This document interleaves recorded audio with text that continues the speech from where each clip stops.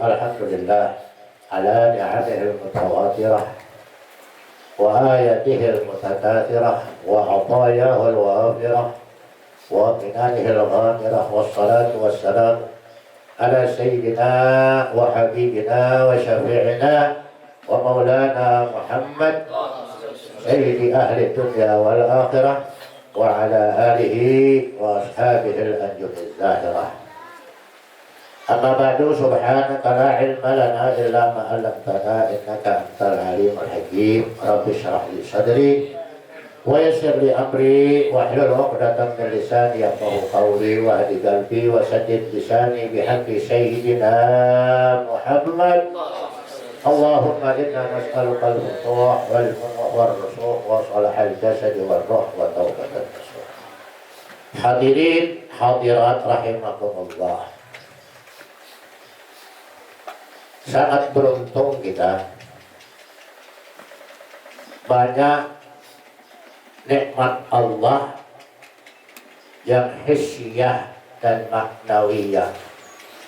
Ada nikmat kecil, ada nikmat besar.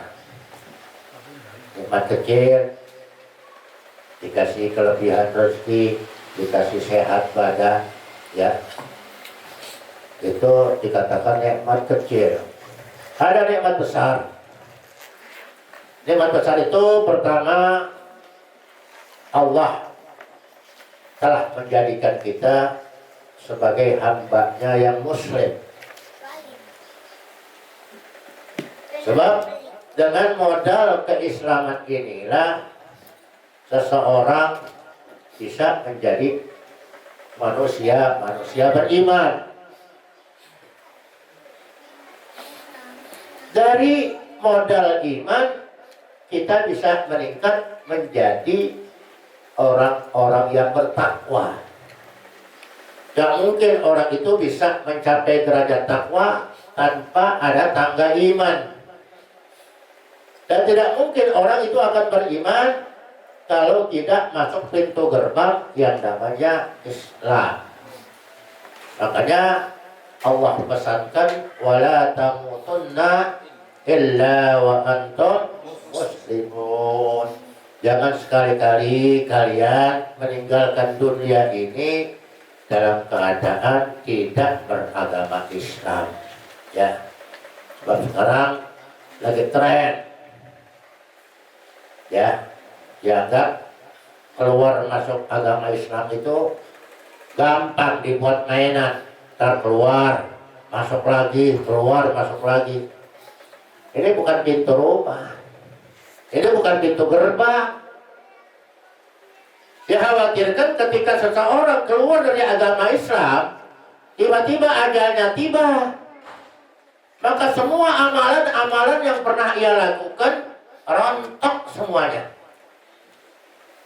Gara-gara imannya bergeser. Kan kita nggak tahu. Maka selalu kita diingatkan Allah, jadidu imanakum bila ilaha illallah.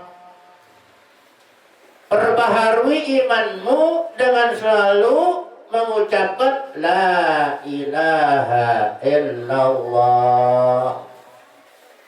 Sering-sering gitu. Ya. Harus selalu diperbaharui iman kita. Dengan apa? Dengan la ilaha illallah. Jangan sampai keluar. Jadi ketika seseorang keluar dari agama Islam, entah satu dan lain masalah, satu dan lain sebab, dia murtad. Keluar dari agama Islam, tiba-tiba ajalnya datang. Siapa yang tahu ajal datang? Siapapun nggak pernah tahu kapan ajal itu datang. Allah sudah menciptakan satu makhluk, sebuah pohon. Pohon ini namanya pohon Sidratul Muntaha. Indaha Jannatul Ma'wa. Ya. Jadi Allah ciptakan sebuah pohon. Pohon ini adanya di atas langit. Di atas langit. Jadi pohon. Di bawah aras. Semua nyawa-nyawa, nama-nama manusia di dunia ini itu ada dalam setiap lembar pada pohon Sidratul Muntaha. Coba bayangin dah. Kalau manusia di dunia ini ada 5 miliar, berarti daunnya itu 5 miliar.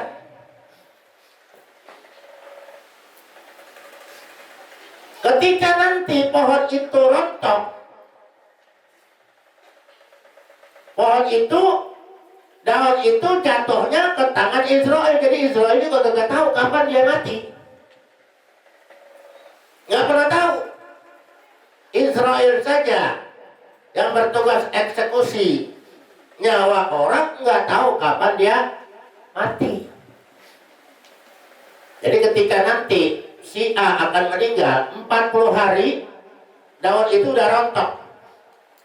Ya, daun itu udah rontok. Seolah-olah surat perintah dari Allah jatuh ke tangan malaikat Israel. Dilihat namanya siapa. Ya, 40 hari sebelum meninggal itu daun jatuh. Daun udah jatuh gitu. Kemudian ada menetes 2 tetes semacam air. Ada warna biru, ya.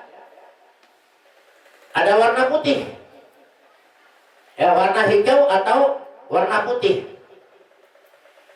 Kalau warna hijau menandakan bahwa calon mayat itu akan meninggal dalam keadaan kecelakaan. Apa ketabrak sepeda? Apa ketabrak motor? Kamu tahu juga, masa orang ketabrak sepeda bisa meninggal? Ya bisa aja. Ya, kebetulan sepedanya lagi ngangkut semen. Tuh, orang di belakangnya ditabrak.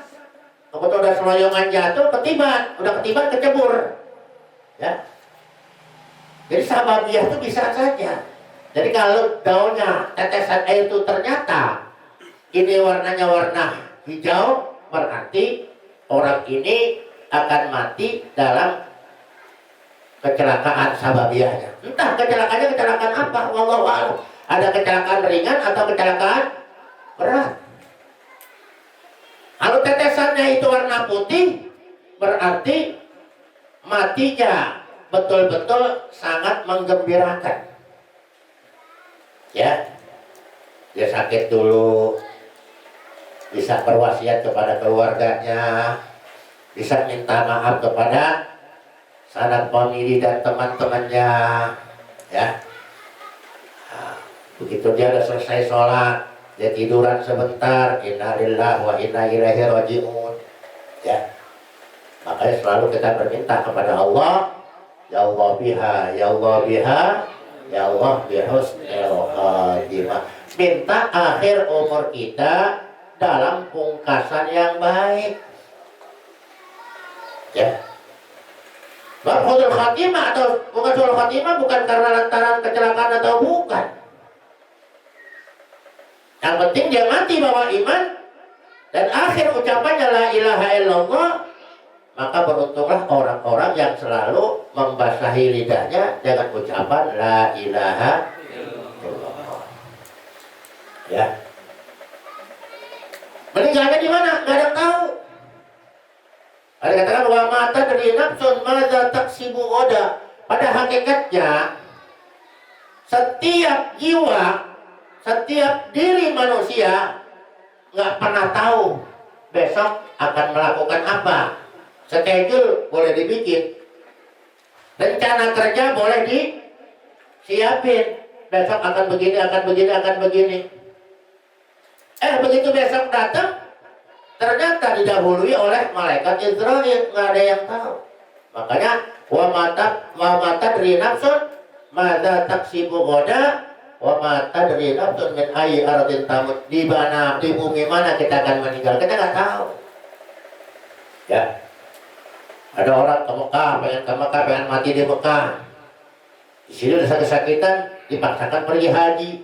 Sampai sana ternyata malahan sehat. Ya.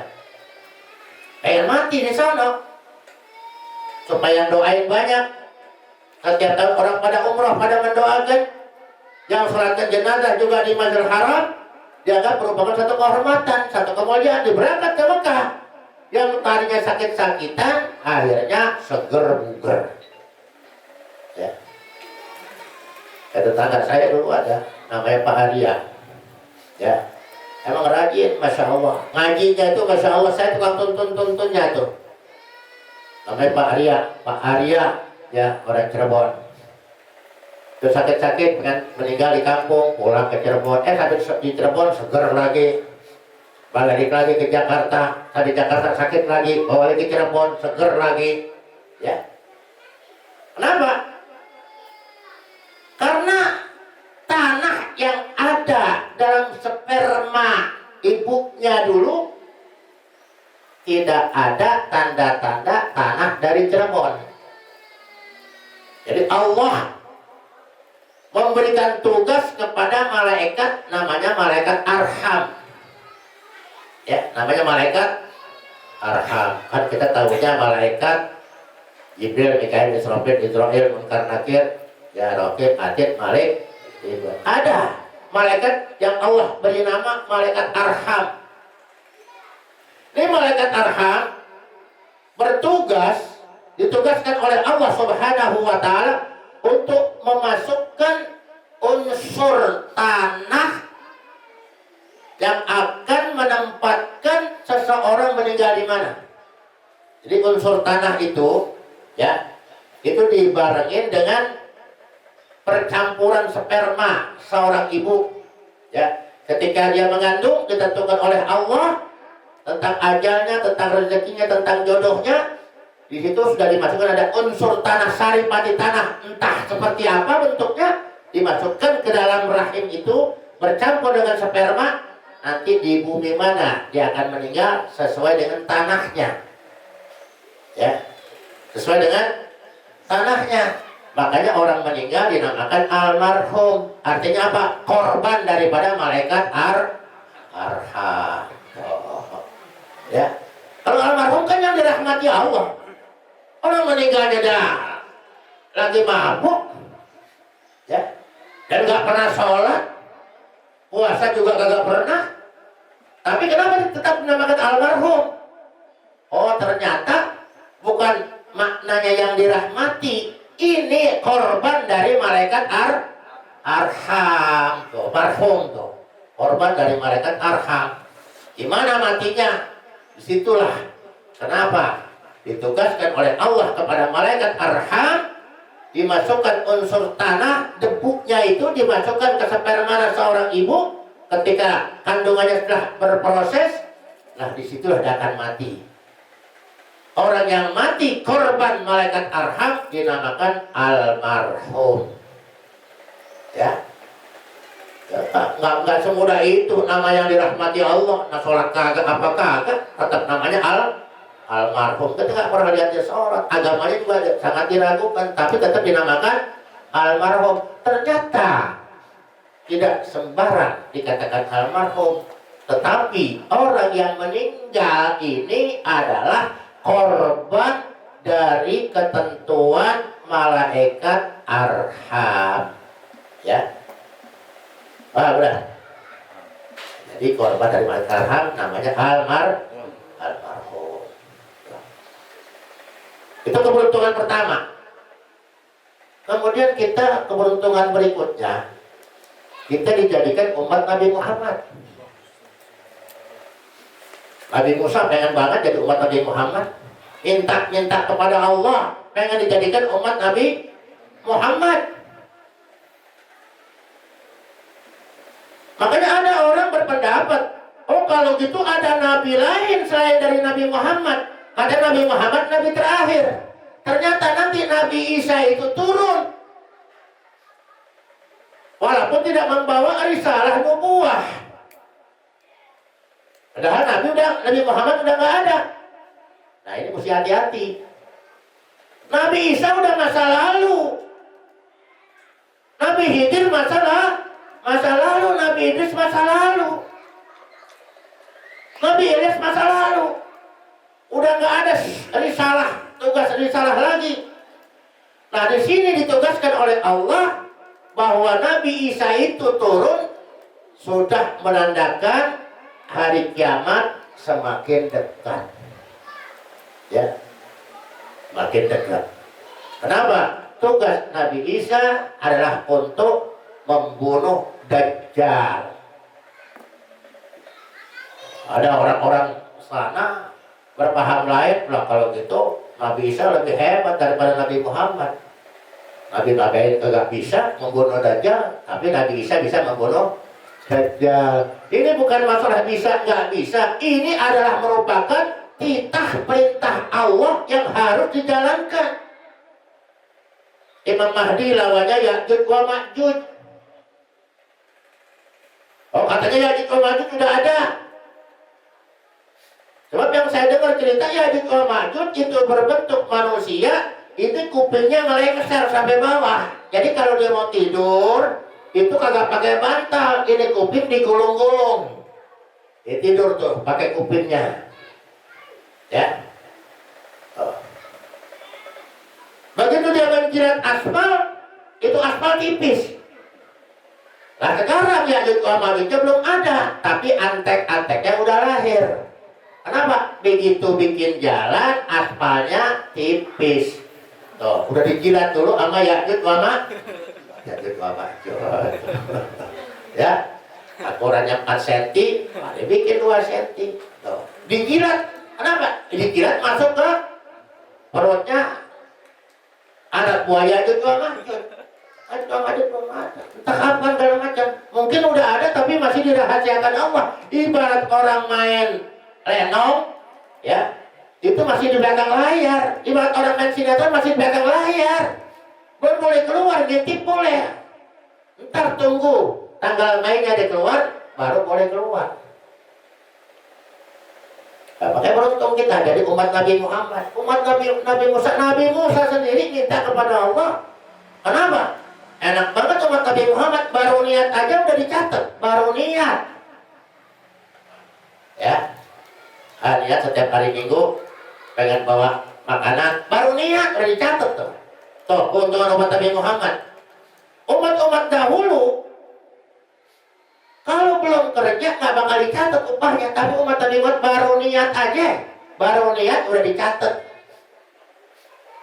Makanya banyak-banyak niat. Saya kalau punya duit, semua saya mau gratisin, pergi umrah bareng.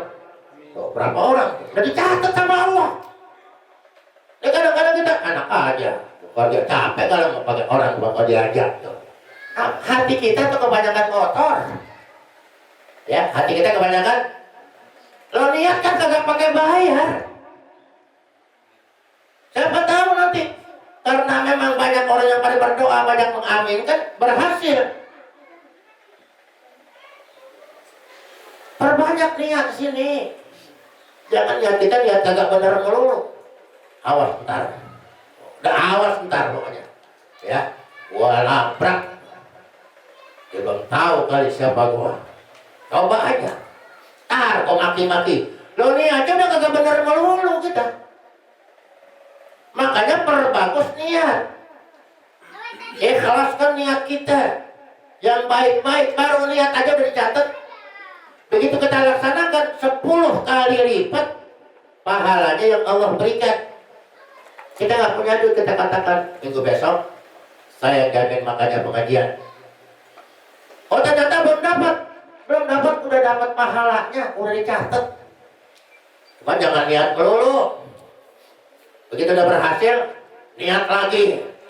Begitu berhasil niat, itu namanya kita mempermainkan Allah. Maka coba perhatikan firman Allah Subhanahu wa taala. Ya. Allah katakan dalam Al-Qur'an, "Inna ja'alna ma'alal ardi zinatan laha liyabluwahum ayyuhum ahsanu amala. Sesungguhnya kami menjadikan apa saja yang ada di atas muka bumi ini perhiasan. Duduk pinggir jalan banyak cewek cakep lihat, perhiasan. Ya, perhiasan dunia. Zinatan merupakan satu perhiasan. Yang perempuan lihat, waduh banyak laki-laki ganteng, perhiasan. Yang membuat hati terkagum-kagum, perhiasan. Keluar banyak apartemen, ya, perhiasan. Mobil bagus-bagus, perhiasan. Cuma perhiasan, bukan abadi. Inna ja'alna ma'alal ardi zinatan, merupakan satu perhiasan. Laha, untuk bumi, perhiasan untuk bumi, bukan perhiasan untuk bumi. Alal ardi zinatan laha liyabluwahum ayyuhum ahsanu amala, untuk menguji, untuk mencoba makhluk-makhluk yang ada di atas muka bumi ini. Ayyuhum ahsanu amala, siapakah amalan mereka yang paling bagus. Di Quran dikatakan amalan yang paling bagus. Allah tidak mengatakan aktsaru amala, amalan yang paling banyak. Sebab banyak orang amalnya banyak tapi nggak pernah niat. Niat dagang nasi uduk, niat. Ya Allah, saya dagang nasi uduk dengan tujuan supaya orang-orang yang istrinya enggak sempat bikin sarapan, saya tolongin bikin sarapan. Itu niatnya bukan hanya dagang, tapi membantu, niat membantu orang. Lain dengan orang cuma dagang aja. Maka dikatakan bukan banyaknya amalan. Sebab banyaknya amalan, ikhlas apa enggak? Tiap malam wajib bangun, tahajud, segala macam begini sampai nangis-nangis. Tujuannya apa? Tujuannya pengen naik pangkat supaya urusannya beres. Nanti begitu urusannya udah beres, pangkatnya udah naik, masih nggak melakukan tahajud, masih nggak melakukan. Jadi banyak orang-orang yang hanya banyak amalnya tapi kurang mutunya. Makanya para beliau itu dia punya amalan-amalan tapi bermutu. Seperti orang yang membaca la ilaha illallah Muhammadur Rasulullah fi kulli lamhatin wa nafasin adada ma wasi'ahu ilmullah. Siapa yang baca 4 kali maka nilainya 40.000 kali. Sanggup nggak kita baca la ilaha illallah 40.000 kali? Sanggup nggak? Baca 4 kali tapi nilainya, bobotnya sama dengan orang membaca la ilaha illallah 40.000. La ilaha illallah Muhammadur Rasulullah fi kulli lamhatin wa nafasin adada ma wasi'ahu ilmullah. Baca 4 kali maka bobotnya sama dengan 40.000 kali. Ini yang dikatakan ahsanu amala.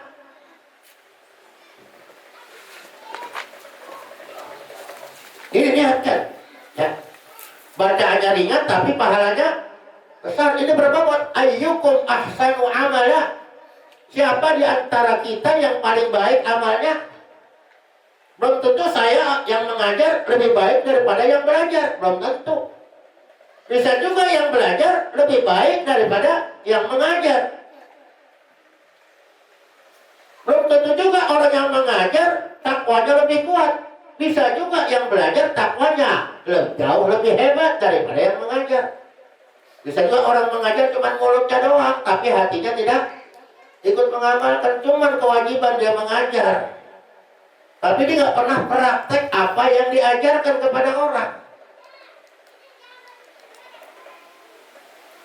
Makanya niatkan itu, kita mengajar supaya kita bisa menasihati diri kita. Ayyukum ahsanu amala. Makanya kita diuji Allah. Lihat orang cemberut, melulu mukanya asam, kita udah kesal melulu. Husnudon aja, anggap aja lagi sariawan. Ya baru lagi sariawan, jadi nggak bisa senyum. Kan beres kan? Jangan orang cemberut aja dalam macam gundah hatinya. Kenapa sih? Emang gua salah apa? Dicemberutin mulu. Anggap aja kita nggak pernah lihat. Atau kita lihat bayangan yang jelek, itu aja. Ya, lihat bayangan yang jelek. Kembali kepada diri kita. Jangan kita mengatakan, ya, gua salah apa? Setiap ketemu gua dicemberutin. Anggap aja dia lagi sakit gigi, kagak bisa senyum. Walaupun senyum itu sunnah, tapi orang kadang-kadang berat untuk senyum. Nah, orang yang nggak bisa senyum, tanda orang itu stres. Sebab orang stres itu matanya susah dimainin, kemudian senyum juga berat. Orang yang terbuka bisa tertawa, sampai dikatakan begitu Abu Yazid Al-Bustami dicaci maki orang. Abu Yazid Al-Bustami, seorang ulama besar, jalan bawa rombongan, maka tiba-tiba banyak kumpul anak muda lagi pada mabok. Tawain, wah hasut ya, udah keliling kampung, udah dapat amplop banyak dong. Padahal Abu Yazid Al-Bustami ini dia mengajar dia keras. Itu dikatain dong. Ini murid-muridnya udah pada kesel. Ini kurang ajar guru gua dikatain. Kata Abu Yazid, yang dihinakan aku, udah tenang aja. Sambil dihina sambil tertawa-tawa, mabuk tertawa. Didoain sama Abu Yazid, Allahumma kama farrahtahum fid dunya fafarrihum fil akhirah. Ya Allah, sebagaimana engkau bikin mereka gembira di dunia ini sekarang, maka gembirakan mereka di akhirat. Malah didoain. Kalau kita kan boleh rapi, pakai jubah, rapi segala macam, orang kenal kita, orang hormatin kita, dibilang begitu. Apalagi udah bisa asmaul husna, oh kita parahin itu. Dia mau coba-coba kali, ya. Dia mau coba-coba, dia belum kenal gue siapa kali itu. Kita parahin, kita ngamuk. Tapi nggak begitu Abu Yazid Al-Bustami. Malah didoakan, Allahumma kama farrahtahum fid dunya fafarrihum fil akhirah. Sebagaimana engkau menggembirakan, ya, mereka di dunia, maka gembirakanlah mereka di akhirat. Itu akhlak namanya. Jangan kita terbawa emosi. Kalau terbawa emosi, kecewa mulu. Kalau kecewa gampang stres, gampang penyakitan. Ya udah cuek aja. Ya, begitu kita lihat di mata kita jelek, kita kembali kepada diri kita. Mungkin mata kita belekan sehingga nggak bisa lihat dia tersenyum. Udah beres kan. Jadi bawaan kita bawaan husnudon selalu kepada Allah. Orang yang selalu husnudon itu ada malaikat khusus, namanya malaikat ma'ruf. Ya, malaikat ma'ruf. Saya masih ingat banget, masih kecil ya, kisahnya saya masih ingat. Orang ini nggak pernah mau suudzon sama siapa aja. Apalagi sama Allah, sama makhluk Allah, nggak pernah dia mau suudzon, dia takut. Suatu saat ada seekor ular lagi dikejar-kejar, mau dibunuh. Datang diuji ini, orang soleh ini. Maaf Tuhan, saya mau dibunuh. Tolong selamatkan saya. Selamatin di mana? Bingung. Mau nyelamatin di mana? Bagaimana caranya? Masuk, buka mulut Tuhan. Nanti saya akan masuk ke dalam mulut. Ya masuk dah. Karena nggak boleh suudzon, dicoba sama Allah. Ya, masuk ke dalam perut. Akhirnya kan orang tanya, apa Anda melihat ular? Enggak, saya nggak melihat ular. Tapi gimana mau melihat orang di dalam perut? Mulutnya dia cuma dilak-lakan begini, mana bisa melihat? Saya tidak melihat. Udah jangan nyari lagi. Si ularnya malah kurang ajar. Udah kamu keluar, udah selamat. Orang-orang yang mau bunuh kamu udah pada pergi. Nggak bisa. Mumpung saya ada di dalam perut Anda. Di dalam perut Anda ini banyak makanan yang lezat-lezat. Saya tidak bisa keluar dan saya tidak mau keluar. Mumpung saya ada di dalam, akan saya habiskan isi perut saudara. Orang ini ngadu kepada wali Allah. Aku sudah berbuat baik, aku sangat mencegah husnudon. Ini ular bagaimana ini ular? Allah utus malaikat ma'ruf masuk ke dalam mulut si orang soleh, itu ular dibunuh, akhirnya selalu berbuat baik. Keuntungan selanjutnya, kita ini bisa diperkenalkan, dipertemukan, bahkan dikumpulkan bersama orang-orang soleh. Walaupun kita sederhana, kita bikin haul beliau, maha guru kita, Al-Imam, Al-Habar, Al-Qutub, Al-Habib, Abdul Qadir, dan Ahmad bin Faqih, dan putra beliau, maha guru kita bersama, Profesor Dr. Al-Hafidh Al-Musnid Al-Habib Abdullah dan Abdul Qadir dan Ahmad bin Faqih. Ya. Kita nggak cerita bapaknya lah, kalau bapaknya tuh kita cerita anaknya aja yang saya boleh merasakan belajar dengan beliau. Ya, beliau kelahirannya sama dengan kelahiran Nabi Muhammad 12 Rabiul Awal malam Senin. Ya, menjelang Sahur, ya, itu beliau lahir. Emang beliau sangat diharapkan kelahirannya oleh ayahandanya. Kenapa? Sebagai seorang alim, alangkah ruginya apabila tidak punya keturunan. Siapa yang akan mewariskan ilmunya? Akhirnya dengan munajat, banyak munajat, beliau dilahirkan pada tanggal 12 Rabiul Awal di Surabaya. Ada mengatakan tahunnya, ya ini simpang siur, ya. Ada mengatakan tahun 1945, ada mengatakan tahun 1935. Kalau saya tahunya umur beliau, ketika ada seorang wali berdoa minta panjang umur, beliau akhirnya wali itu beliau minta doakan, Habib doakan saya. Ini orang lagi maju tuh, dikatakan, waduh, umur antum cuma 53 tahun, ya, sedih. Makanya setiap murid-muridnya selalu diajarkan untuk membaca Yasin. Setelah membaca Yasin, di akhir itu awalaysa alladzi khalaqas samawati wal arda biqadirin ala ayyutila umral mustaqim. Ini sebabnya beliau was-was karena sebagai seorang alim ahli hadis, beliau belum punya keturunan. Sementara sudah dikatakan bahwa umurnya hanya 53 tahun. Ya. Emang kalau lihat kenyataannya persis, ya. Meninggalnya itu usia 56 tahun. Tapi beliau betul-betul umurnya singkat, tapi dalam perjalanan beliau ahsanu amala. Umur 7 tahun sudah hafal Quran. Ya, umur 7 tahun sudah hafal Quran. Ya, mirip-mirip kayak kita lah. Ya. Papa minum. 7 tahun sudah hafal Quran. Umur 10 tahun sudah hafal kitab Muwatta. Ya, umur 21 tahun beliau sudah hafal Kutubus Sittah. Ya, kitab-kitab rujukan ahli hadis beliau sudah hafal. Sampai konon kabarnya beliau hafal dengan isnadnya 7 juta hadis. Bahkan ada yang mengatakan 12 juta hadis dengan isnadnya. Emang jumlah hadis berapa? Saya langsung ketika itu ada tamu seorang habib datang bertanya kepada beliau, maaf yang mulia, jumlah hadis semua ada berapa? Jumlah hadis semua ada berapa? Saya dengar sendiri langsung, tidak kata orang, bahwa jumlah hadis menurut Imam Sayuti 300, ya, 650 juta hadis.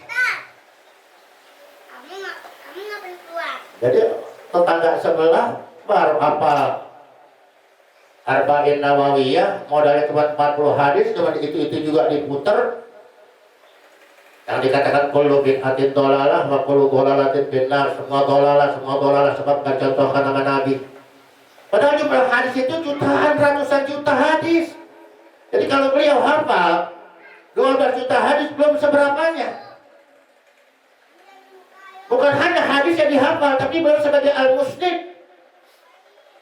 Silsilah hadisnya dia tahu. Tentang rijalul hadis dia tahu.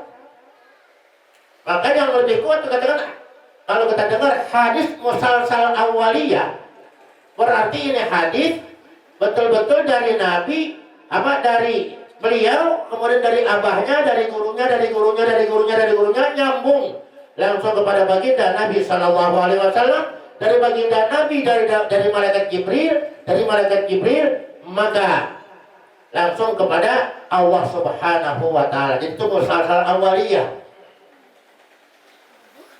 Dari beliau, dari abahnya, dari gurunya, dari Rasulullah dari Jibril dari Allah, namanya musalsal seperti salah satu musalsal awaliyah yang ada dalam kitab Mi'ah Faidah adalah ucapan Allah, ya, Allah, Allah, Allah, Allah, Allah. Haknya ada di sini. Allah, Allah, Allah, Allah, Allah. Ya. Itu musalsal awaliyah. Allah berfirman mencontohkan kalimat Allah dengan dimatikan huruf haknya, diajarkan kepada malaikat Jibril, Jibril mengajarkan kepada Rasulullah, Rasulullah mengajarkan kepada sahabat, sahabat mengajarkan kepada tabi'us sahabat, terus kepada ahli-ahli hadis. Itu namanya musalsal awaliyah. Makanya orang yang membaca Allah, Allah, Allah, nanti dadanya hidup.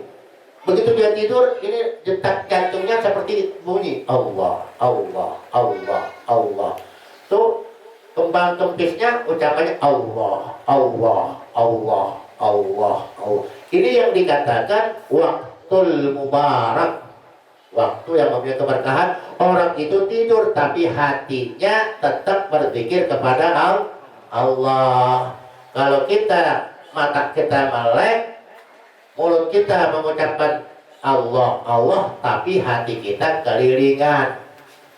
Tapi orang-orang yang sudah Allah, Allah, Allah, Allah, Allah, nanti ada kekuatan sendiri untuk mendapatkan apapun rezeki dari Allah.